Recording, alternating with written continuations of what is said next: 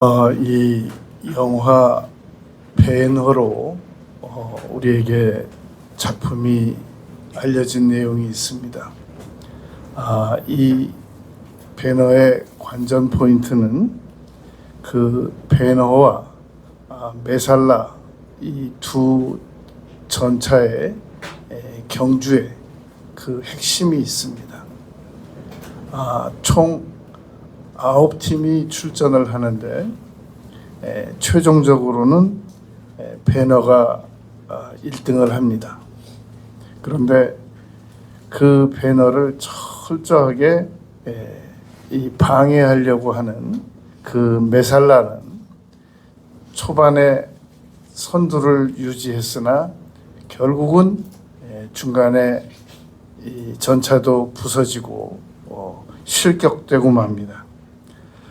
이 벤허에서 우리가 또 한 가지 살펴보아야 할 것은 이 메살라는 무섭게 책찍으로 경주하는 말들을 혹독하게 다룬다는 겁니다. 그러나 벤허는 책찍은 들었지만 거의 사용하지 않고 이 고삐를 조절해서 그 경주를 완주해냅니다. 제가 청년 때 고속버스를 한번 탔는데 만석이었습니다. 그래서 이 공교롭게도 기사님 바로 옆에 옛날에는 그 안내원들이 앉는 의자가 있었지 않습니까? 그 자리에 앉게 됐습니다. 그래서 제가 기회다 라고 생각을 하고 그 기사님에게 일반 버스 운전하는 분들과 고속버스를 운전하는 분들은 제가 볼 때 차이가 있는 것 같습니다. 그랬더니 그 기사님이 그래요. 어떤 차이가 있는 것 같습니까? 그래서 제가 그랬죠. 고속버스는 같은 대형 버스라도 프로가 운전하시는 것 같고 일반 버스는 그렇지 못한 것 같습니다. 그랬더니 이 기사님이 잘 봤다고 말하는 겁니다. 자기도 대형 버스를 많이 운전했는데 고속버스의 회사에 입사를 하니까 15일을 다시 가르치더랍니다. 운전을. 그러면서 뭘 주로 배우셨나요? 뭐가 제일 기억에 남으시나요? 그랬더니 그 고속버스 기사님이 그러는 겁니다. 자기가 예전에 대형 버스를 운전할 때는 브레이크를 많이 사용했답니다. 그런데 이 고속버스에 그 입사를 하니까 그 교관께서 브레이크를 거의 사용하지 않도록 가르치더라는 겁니다. 미리 브레이크를 밟아야 될 상황이 오기 전에 미리 속력을 줄여가지고 탄력으로 돌고 그 구간이 지나가면 다시 속력을 높이고 이런 것부터, 그리고 차선 오른쪽에 차선이 있고 왼쪽에 차선이 있는 이유는 오른쪽 차선 지키고 왼쪽 차선을 지키면 가운데로 급할 때 차가 한 대 나가게 돼 있답니다. 그런데 오른쪽 차선도 많이 떼서 운전하고 왼쪽 차선도 많이 떼서 운전하기 때문에 가운데로 차가 고속도로에서 못 지나다닌다는 겁니다. 그런 것부터 하나하나 다시 교육을 받는데 15일을 배웠답니다. 여러분, 사람도 그냥 자연스럽게 살면 사는 것처럼 사는 것 같지만 자신을 메살라처럼 다루는 사람들이 있습니다. 책찍으로 너는 왜 그렇게 모자라냐, 못났냐, 네가 할 줄 아는 게 뭐냐, 계속 혹독하게 자기 자신을 다루는데 결국은 메살라처럼 경기가 다 끝나기도 전에 전차가 다 파괴되고 순위권에도 못 들고, 그리고 배너보다 앞섰지만 결과는 배너가 1등하고 메살라는 파괴됐단 말입니다. 우리가 희망적인 사고를 가지지 못한 사람들이 자기 자신을 다루는 방법을 보면 너는 옛날에 비해서 아무것도 달라진 게 없어. 나는 이미 늦었고, 나는 회복이 안 되고, 나에게 미래는 없고, 다음 생은 모를까? 이번 생은 망했어. 나는 노력해도 안 돼. 나에게 기회라는 건 안 와. 온 적도 없었고. 그리고 다시 시작하기도 글렀고, 나는 타고난 운명이 이래. 희망 그런 건 환상이야. 더 나아질 수가 없어. 변화 안 되고 해결 안 되고, 나는 나의 환경은 지금 이게 전부 다야. 난 지금까지 시도하는 것마다 실패 안 한 게 없어. 다 실패했어. 나는 의지도 약하고 쓸모도 없고 가치도 없고 나는 무능하고 나는 결함도 많고 워낙 나는 결정적으로 뒷받침이 없었어. 주로 많은 사람들이 이런 사고를 가지고 지금 살아가고 있단 말입니다. 그런데 환경은 배너가 메살라보다 훨씬 열악했습니다. 그런데 배너는 결국은 이 모든 상황을 뒤엎고 그의 인생을 회복시켰단 말입니다. 이 배너를 만든 윌리엄 와일러 감독은 1959년도에 이 배너를 만들고 아카데미 11개 부분을 수상해가지고 놀라운 감독으로서도, 영화로서도 그렇지만 감독으로서도 아주 훌륭한 인생을 성취를 이루어냈습니다. 이 영화에 메시지가 있었기 때문에 그러했단 말입니다. 오늘 우리는 희망에 대해서 5가지를 생각할 겁니다. 첫 번째로, 더 이상의 희망을 가지지 못하면서 살아가는 사람들은 현재 자신이 어떠한 타성에 젖어 있는지를 살펴봐야 됩니다. 여러분, 그런 말이 있습니다. 가난도 문화다. 그래서 한번 가난에 찌들어 본 사람은 그게 견딜만 하다는 겁니다. 그래서 굳이 가난을 극복하지 않아도 이 사람도 도와주고 저 사람도 불쌍하게 보고 견딜만 하다는 겁니다. 우리가 볼 때 쪽방촌이나 이 비닐하우스나 너무 열악한 삶을 살아가는 분들에게 이렇게 보면서 나 같으면 저 하루도 못 살겠다 라고 생각하기도 한단 말입니다. 근데 정작 그 안에 계신 분들은 그것도 살만하대요. 뜻하지 않게 누가 와서 막 먹을 것도 주고 가고, 어떤 분이 또 이렇게 도와줘서 또 얼마 몇 달 살고, 그 견딜만 하다는 겁니다. 그건 문화라는 겁니다. 예수님께서 38해를 누워있는 병자에게 가셔가지고 네가 낫고자 하느냐? 라고 물으셨던 이유는 네가 지금의 문화가 견딜만 하냐? 아니면 네가 이 문화를 극복하고 일어서서 한번 다음 기회로 나가기를 원하느냐? 그걸 물으셨단 말입니다. 그래서 우리가 건강한 사람들 생각으로는 그 아픈 사람이 당연히 낫기를 바라지 않을까? 그럴 것 같은데 실질적으로 보면 아파서 누워있는 그것도 또 견딜만 하답니다. 그것도 이 사람이 도와주고 저 사람이 도와주고 이런 일도 안 시키고 저런 일도 안 시키고 아주 그냥 다 열애로 제쳐두고 그리고 이해해주고 꽃동네라는 동네가 있다고 합니다. 거기에 천주교 교우들이 많이 가서 이렇게 누워 계신 분들을 도와준다고 합니다. 한번 제가 어느 책에서 읽은 내용인데 이분은 전신마비가 된 분입니다.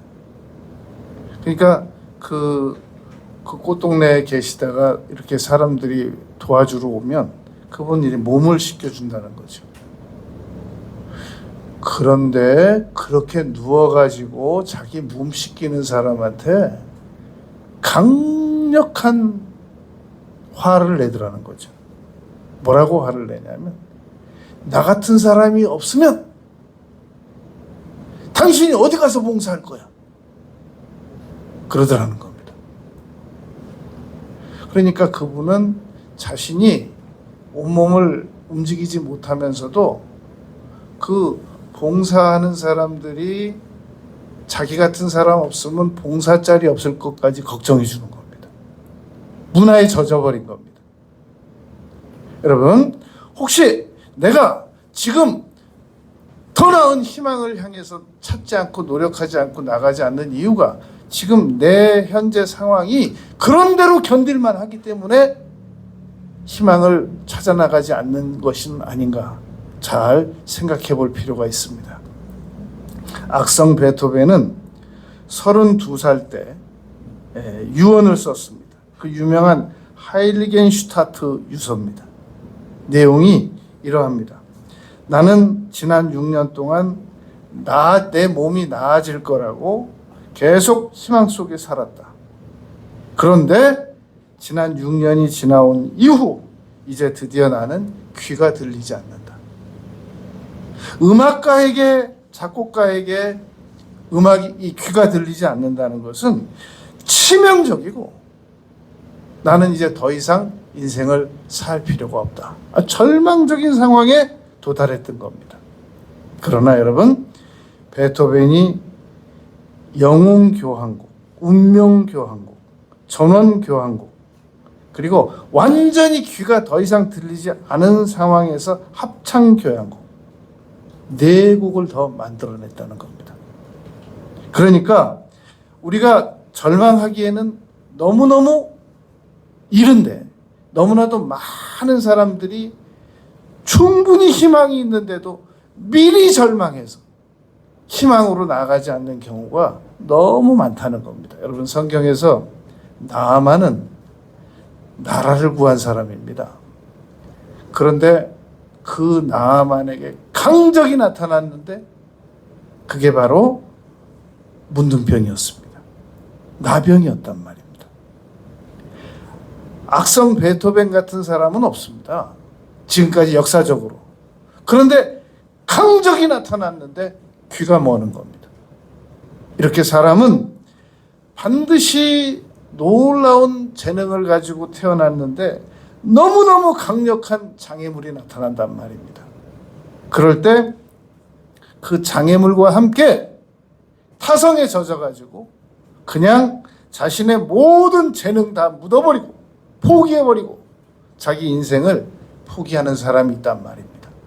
그런데 여러분, 희망이라고 하는 것은 무작정 기다리는 게 아니라 찾아 나가는 걸 희망이라고 합니다. 우리가 지난 2000년대 월드컵의 4강에 들었을 때 제가 그때 책을 한 권 찾아봤습니다. 어떤 팀이 더 경기에 우세할까? 다방면으로 찾아봤는데 일본에서 한 사람이 썼더라고요. 그 책 내용이 이러했습니다. 준비를 많이 하는 사람이 승리 확률이 높아진다는 겁니다. 준비를 어차피 운동은 경기니까, 시합은 경기니까 운이 좋으면 이기는 거고 운이 안 나쁘면 못 이기는 거다라고 생각하고 연습을 안 하는 팀에게는 확률적으로 승리할 확률이 놀랍게 낮아지고 기회도 놀랍게 안 온다는 겁니다. 여러분, 희망이라고 하는 것은 강력하게 찾아 나서는 사람에게 희망이 더 많이 다가오지, 그냥 가만히 앉아서 귀인이 나타나기를 바라지 않을까. 나에게도 놀라운 일이 천장에서 뭐가 떨어지지 않을까. 이런 생각을 가지고 있는 사람들에게는 아무 일도 나타나지 않는다는 겁니다. 그리고 오히려 그 상황을 즐기게 돼 있고 그 상황에 젖어들게 돼 있고 오히려 다른 사람들에게 자꾸 변명을 해야 돼요. 두 번째, 희망이라고 하는 것은 환경 때문이 아니라 자기 잘못된 생각 때문이라는 사실을 깨달아야 된단 말입니다. 여러분, 우리가 그 잘 알려진 마지막 입새라는 책이 있지 않습니까? 이 오 헨리가 쓴 작품인데 내용이 이러합니다. 뉴욕의 그리니치 빌리지라고 하는 아파트에 화가 지망생 이 존 씨라고 하는 청년이 있었습니다. 존 씨는 앞으로 유능한 아주 유명한 화가가 되고 싶은데 역시 장애물이 나타났는데 폐병이 걸렸습니다. 그래가지고 더 이상 그림도 안 그리려고 그러고 폐병도 나으려고 노력도 안 해보고 그러면서 계속 주변 사람들에게 말하는 겁니다. 나는 저 창문 밖에 저 잎들이 다 떨어지면 난 죽어. 나는 이제 더 이상 나에게는 희망은 없어. 라고 생각하고 말하고 있는 겁니다. 그러니까 이 존 씨 친구가 계속 설득을 합니다. 그러지 말고 노력도 해보고 그게 나뭇잎이 너하고 무슨 상관이니. 노력도 해보고 약도 먹어보고 방법도 찾아보고 그래야지.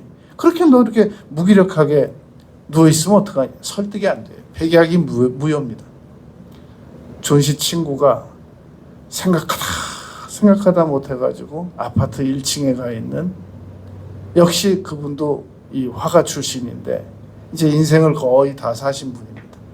설득을 했습니다. 어르신, 제 친구가 저 창문 밖에 저 나뭇잎만 다 떨어지면 자기 죽는답니다. 어떤 방법이 있겠습니까? 좀 아직 이제 가을이고 비 오는데 저 바람 한 번 불면 저 잎 다 떨어질 건데 제 친구 죽겠습니다.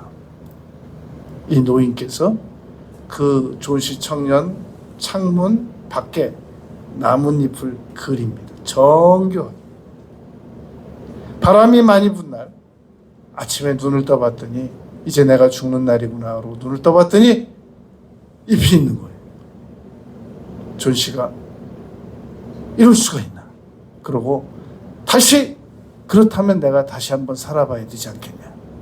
또 그 다음날 봐도 그 잎이 또 떨어져요. 그대로 있고 그 다음날 봐도 그 잎이 또 있고 그래가지고 회생을 해가지고 놀랍게 다시 인생을 살아냅니다. 나중에 알고 봤더니 1층에 그 어르신은 청년 존 씨 살리려고 그 나뭇잎을 그리고 급성폐렴에 걸려서 죽습니다. 한 사람을 살려내고 한 사람이 죽었단 말입니다. 여러분, 예레미야 6장 19절에 이렇게 기록이 되어 있습니다. 땅이여 들으라, 내가 이 백성에게 재앙을 내리리니 이것이 그들의 생각의 결과다. 여러분, 이 생각의 결과라는 것은 환경의 결과가 아니라 그들의 생각의 결과이다라는 말입니다. 너무나도 많은 사람들이 생각보다 기회를 못 잡는 이유는 기회가 없어서 못 붙잡는 게 아니라 기회가 안 다가와서 못 붙잡는 게 아니라 자신의 생각이 잘못됐기 때문에 기회를 못 붙잡고 있다는 것을 지금 놓치고 있고 있단 말입니다.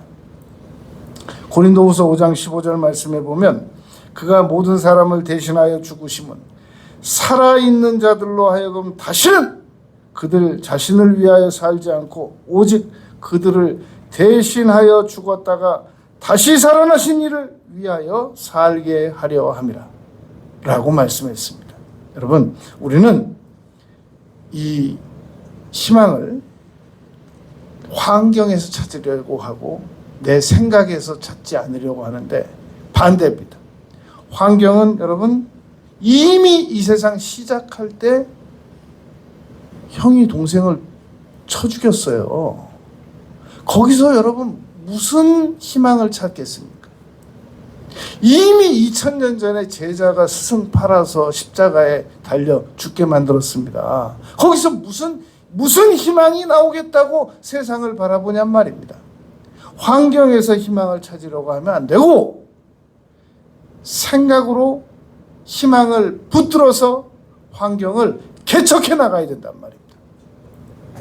세 번째는 그러므로 우리는 자신을 그만 비판하고 계속 자신에게 희망을 주는 그런 말과 태도와 예우를 갖춰 나가야 됩니다.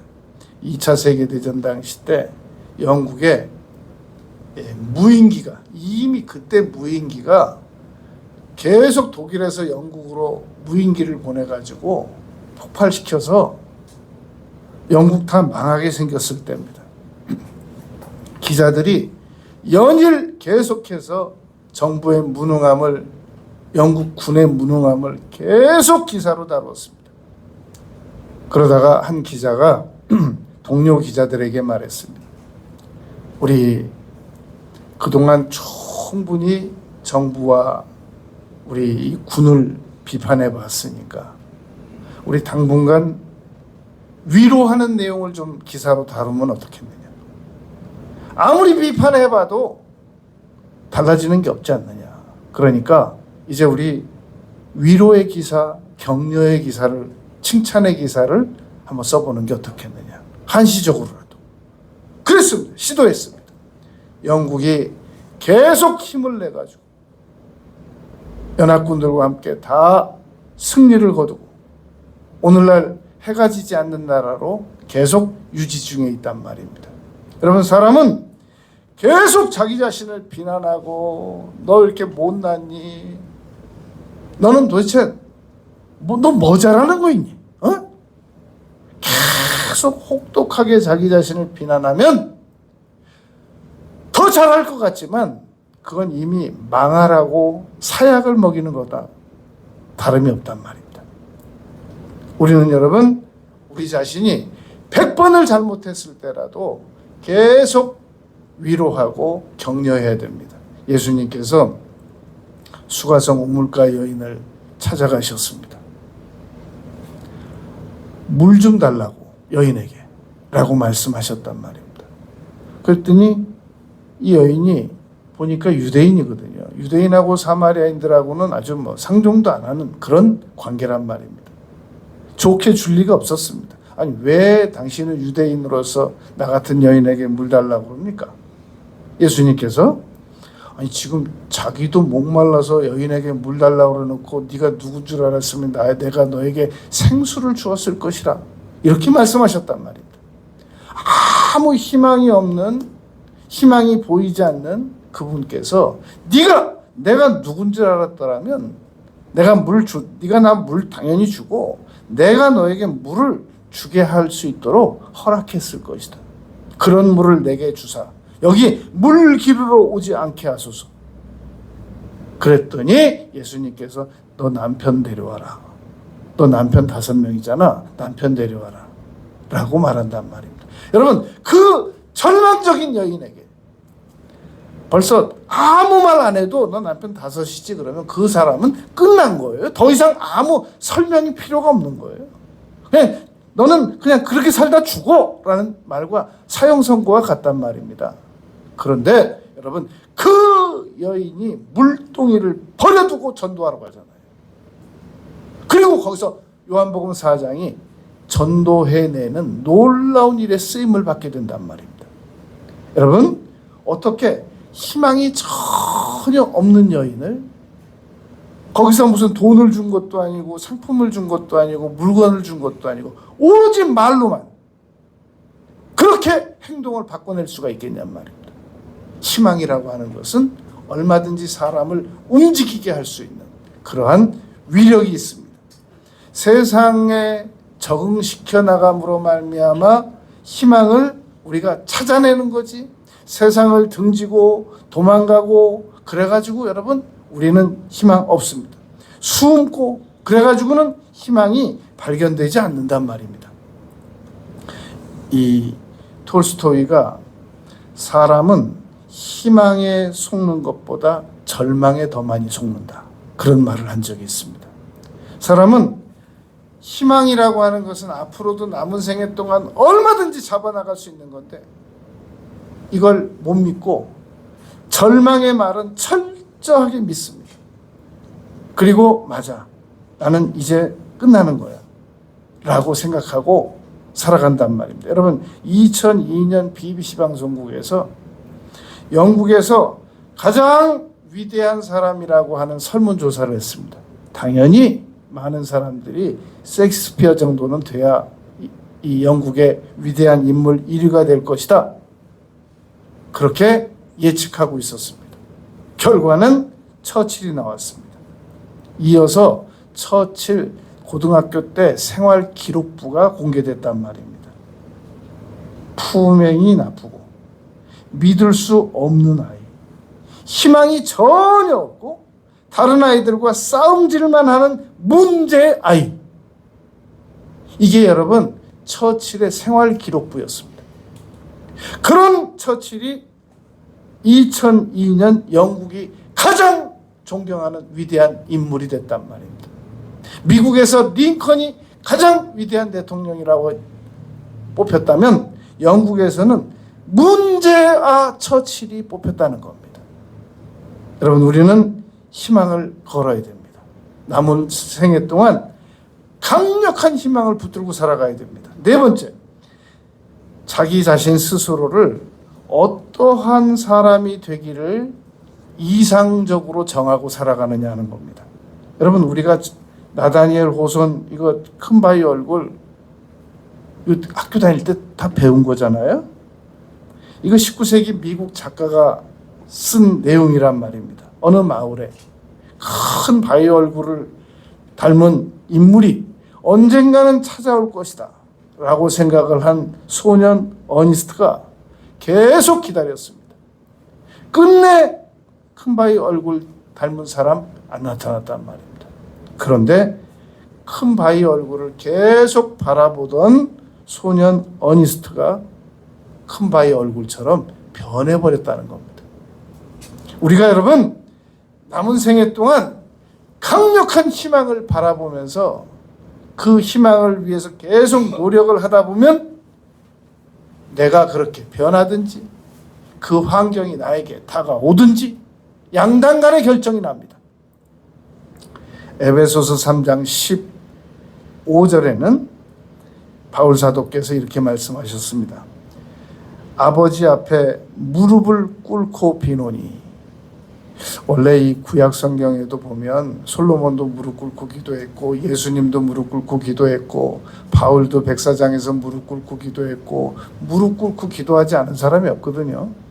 그런데 요즘에 이 관절도 안 좋고 또 이 의자 문화가 되다 보니까 옛날에 우리나라 기독교 초기에는 전부 앉아서 예배 드렸었단 말입니다. 그런데 예배당에 의자 들어온다고 했을 때 뭐 교회에서 옛 그 어른들이 얼마나 반대했는지 모릅니다. 사탄 들어온다고. 어디 하나님 앞에서 의자에 앉아가지고 예배 드리려고 그러냐고. 그러다가 시대가 변하면서 설득이 돼가지고 지금 다 의자에 앉거든요. 그러니까 이 무릎 꿇고 기도드리는 문화가 거의 없어졌어요. 그래서 제가 대안을 제시합니다.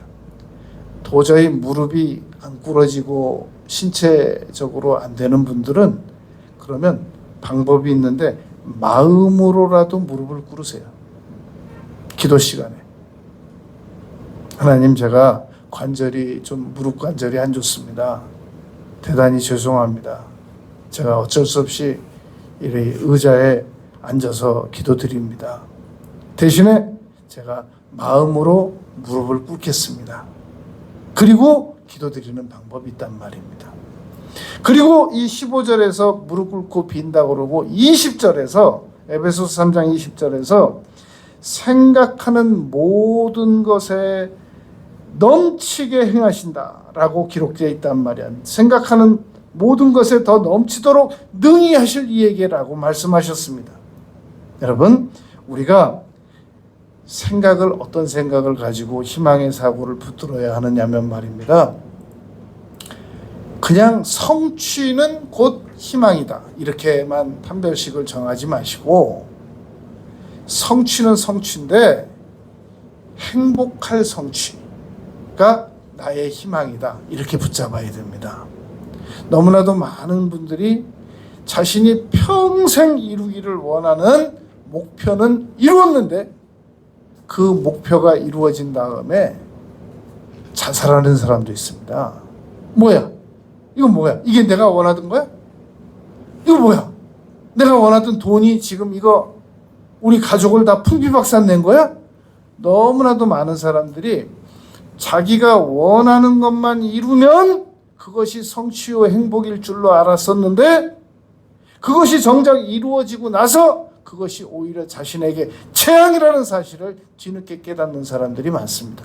그래서 전도서 6장 6절에서는 사람이 1000년을 2번 산다고 해도 행복이 없으면 그게 무슨 의미가 있겠느냐 라고 일찍이 솔로몬은 설파했단 말입니다. 여러분, 그러므로 우리에게 희망적이라고 하는 것은 반드시 행복을 겸하여 내는 성취를 이루어내야 됩니다. 잠언 기자 말씀처럼 하나님께서는 근심을 겸하여 주지 않으신다. 하나님께서는 우리에게 좋은 것을 주시는데 근심을 겸하여 주지 않으신다라고 말했단 말입니다. 여러분, 만약에 누가 이 세상에서 제일 좋은 자동차를 여러분들에게 선물해 주는데 그 다음 글이 중요해요. 미안한데 브레이크는 없다고. 그럼 받겠습니까? 그건 살인 무기죠. 그건 자해 도구죠. 우리가 무엇인가 희망을 가지고 강력한 성취를 이루어냈는데 그게 우리를 행복하게 못해요. 그거 어디다 쓰겠습니까? 그러니까 반드시 희망을 추구할 때 이것이 나를 행복하게 할 수 있는 건 있는지 아닌지까지 분명히 살피고 추구하잔 말입니다.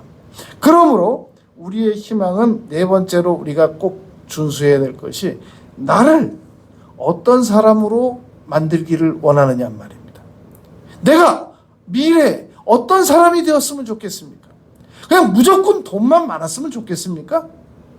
그냥 이것도 돈 있으면 되고 저것도 돈 있으면 되고 그것도 돈 있으면 되고 그냥 나한테 잔소리하는 아내한테 돈만 많이 주면 되고 그냥 내가 돈만 쥐고 있으면 우리 애들이 나한테 어려워할 거고 그냥 돈만 있으면 되겠습니까? 돈만 있으면 친구들 찾아올 거고 그렇게 해가지고 행복할 수 있는 사람이 거의 없다는 것은 이미 역사가 증명했고 그냥 기사 몇 번만 뒤져보면 다 나타나는 내용입니다.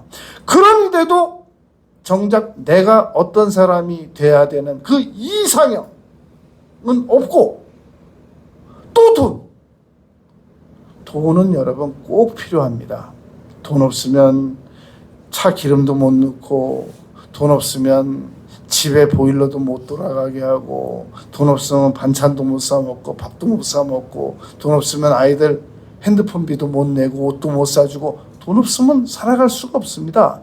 그러니까 기본적으로 돈은 있어야 되는데 그 돈과 함께 우리가 어떠한 희망을 붙잡아야 되겠느냐라는 거란 말입니다. 그게 핵심 내용인 겁니다. 그런데 돈 그거 다 치워놓고 돈만 있으면 된다는 거예요.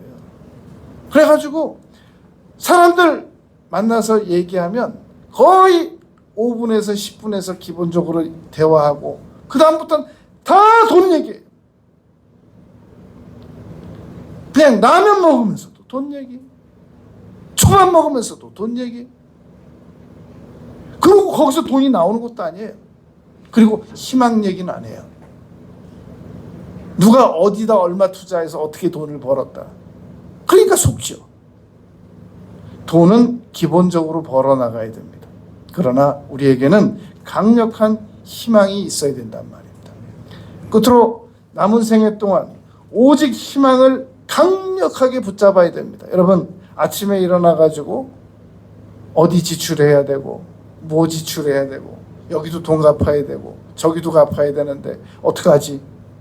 그 근심을 가지고 먼저 시작을 하는 것이 우리의 현실적인 일상입니다.